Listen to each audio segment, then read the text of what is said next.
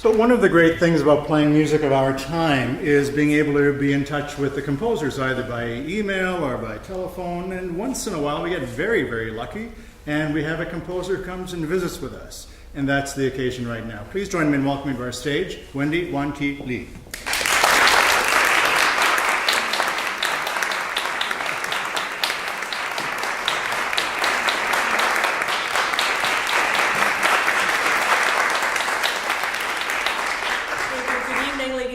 It's a great pleasure and honor for me to be here.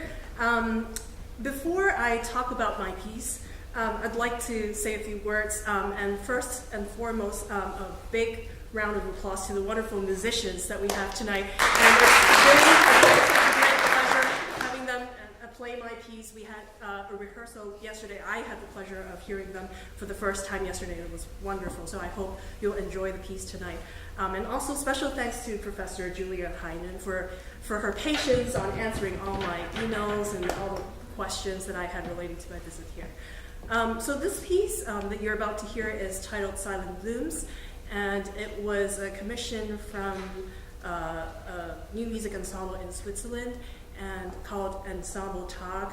They were really good musicians and wanted a piece about science. So this also coincided with my collaboration with a life sciences professor at the University of Michigan. His name is Daniel Klionski.